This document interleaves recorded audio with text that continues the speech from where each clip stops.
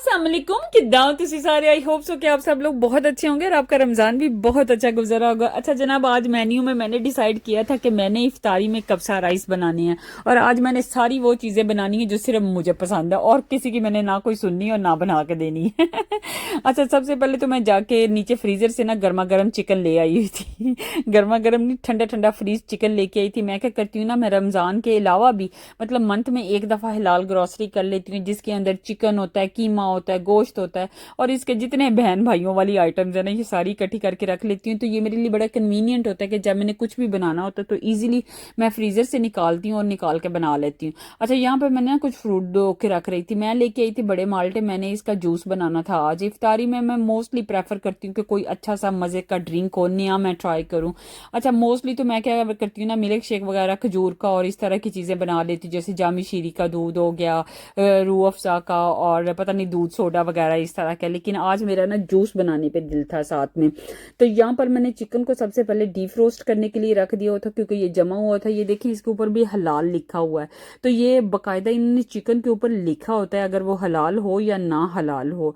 तो हलाल चिकन आपको सिर्फ अरेबिक शॉप से या पाकिस्तानी शॉप से मिलता है जहाँ पर ऐसी चीज़ें मौजूद होती हैं। जितनी देर में मेरा चिकन जो है वो डीप रोस्ट हो रहा था उतनी देर में मैंने अपने किचन को डीप रोस्ट करना शुरू कर दिया। मतलब किचन को साफ सुथरा करना शुरू कर दिया क्योंकि आज मुझसे ना थोड़ा टाइम लेट हो गई थी, मैं किचन को साफ नहीं कर सकी थी। तो मैंने सोचा कि पहले किचन को अच्छी तरह से क्लियर कर लूँ, उसके बाद से फिर खाना बनाना शुरू करूँगी क्योंकि अभी इफ्तारी में थोड़ा सा टाइम था, इसलिए ये वाले काम करना ना मेरे लिए ज़्यादा ज़रूरी थे। इसको मैं प्रेफर किया पहले। अच्छा, मैंने ना किचन के अंदर ना प्लास्टिक के बर्तन अलहदा से रखे हुए, शीशे के अलहदा से रखे हुए। ये मेरे लिए बड़ा इजी होता है फिर पिक करना कि कहाँ से मैंने कौन सी चीज़ लेनी है। और वो वाले भांडे जो सिर्फ हम मेहमानों के आने पे निकालते हैं, उनको मैंने बुरका शुरका पहना के ना ऊपर वाले पोर्शन में एक साइड पे रखा हुआ है। जब मैंने वो निकालने होते हैं, मोस्टली तो खैर घर में भी अच्छे ही बर्तन मैं यूज़ करती हूँ। घर में भी अच्छे ही बर्तन एक्चुअली इस्तेमाल करने चाहिए ताकि आपको खाने का मज़ा भी है। ये ना हो कि आपने घर में टूटे फूटे बर्तन रखे हों।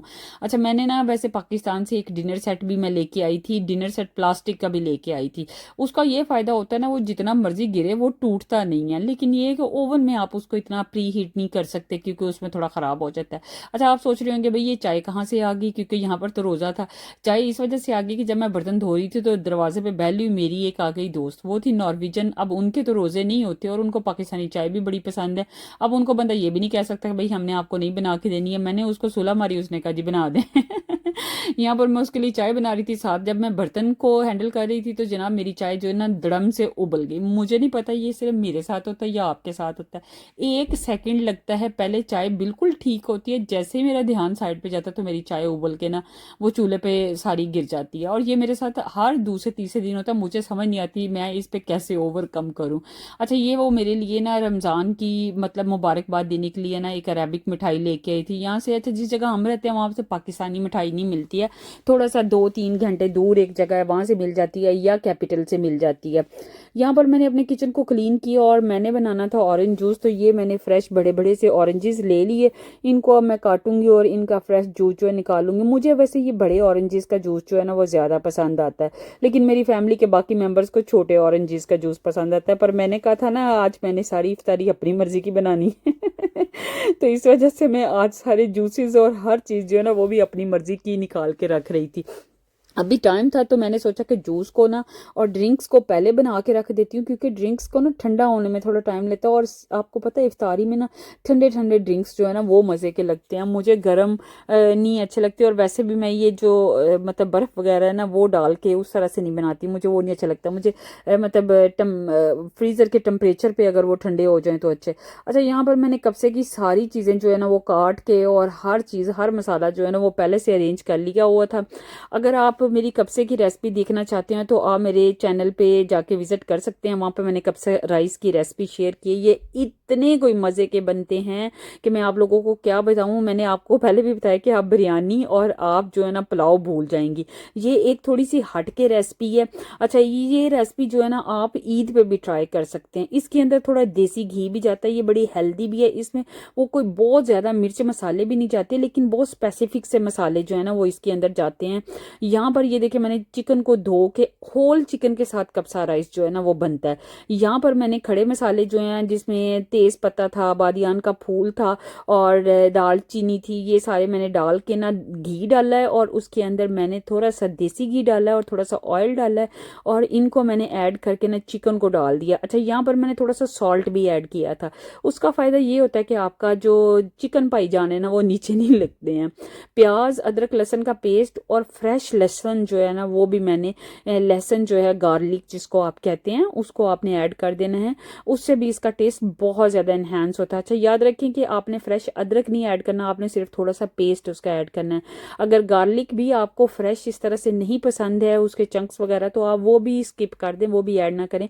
मुझे उसका टेस्ट अच्छा लगता है, मैं इसलिए उसको ऐड करती हूँ।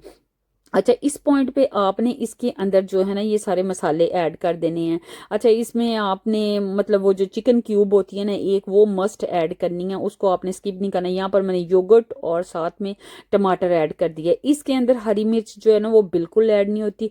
इसमें ड्राइड रेड चिली जो है ना वो ऐड होती है, वो आपने ऐड करनी है और सॉल्ट ऐड करना है। बाकी धनिया पाउडर आपने इसके अंदर ऐड करना होता है और ब्लैक पेपर और वाइट पेपर और क्लोव्स का पाउडर जो है ना वो आपने ऐड करना है। अच्छा, यहाँ पर तो मैं सिर्फ आपको ऐसे बता रही हूँ, लेकिन अगर आपने प्रॉपर इसको देखना है तो वो आप जाके मेरे चैनल पे देख सकते हैं। मैंने वहाँ पर इसकी रेसिपी शेयर की हुई है, आप लोगों को वहाँ से पता चल जाएगा कि इसको प्रॉपर कैसे बनाते हैं। वहाँ पर मैंने एक एक चीज़ जो है ना वो डिफाइन की हुई है कि आपने कैसे बनाना है इसको।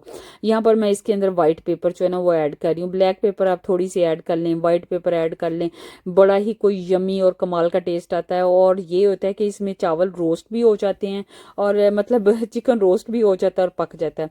अच्छा, जब मैंने इसको अभी सारी चीज़ों को इसके अंदर ऐड करके भूनना स्टार्ट किया था तो इतनी देर में आपने क्या करना है कि आपने इसके राइस जो है ना वो भी साथ में भिगो के रख देने हैं और ये तकरीबन आपने 45 मिनट्स के लिए भिगो के ये सारी चीज़ें रखनी है। 45 मिनट के लिए मतलब इसके राइस जो है ना वो भीगे होने चाहिए। ये लेमन जो आपको नज़र आ रहा है, ये बस मैंने इसको थोड़ा सा पील किया है इसको और वो इसके अंदर ऐड कर दिया। और यहाँ पर मैंने इसके अंदर ऐड किया है जनाब, सॉरी मेरे जहन से अब निकल गया हुआ है, पुदीना, मतलब पुदीने के पत्ते ऐड किए हैं। अच्छा, यहाँ पर साथ में मैंने फ्रूट चाट भी बनानी थी तो मैंने सारे फ्रूट जो होते हैं ना वो मैंने सारे काट लिए थे और काट के मैंने यहाँ पर ये सॉस इसकी मैंने रेडी कर ली है जिसमें क्रीम और वनीला सॉस होती है। थोड़ी सी मैं इसमें चीनी ऐड करती हूँ, थोड़ा सा फ्रूट चाट का मसाला ऐड करती हूँ।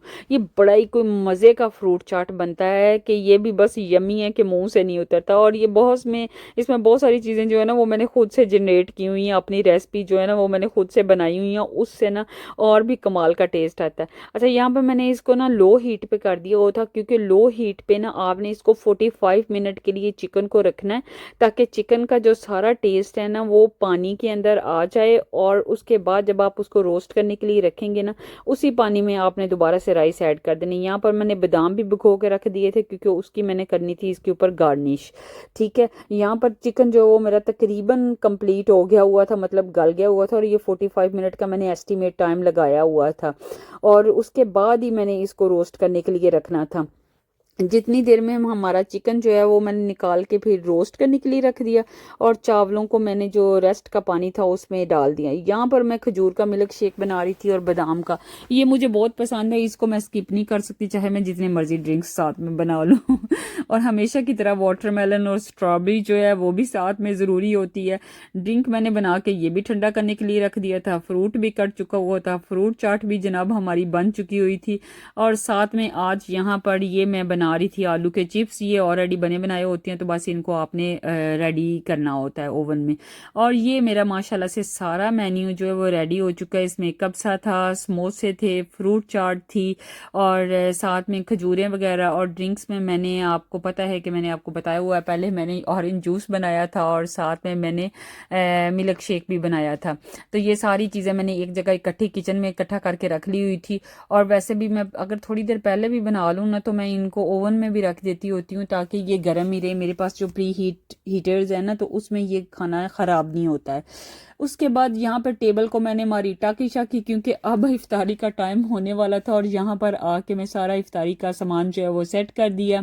मेरी तरफ से आप सबको इजाज़त और मेरी तरफ से आप सबको अल्लाह हाफिज़। मेरे चैनल को लाइक करें, वीडियो को शेयर करें, सब्सक्राइब करें। मिलते हैं एक नई व्लॉग में। मेरी तरफ से अल्लाह हाफिज़।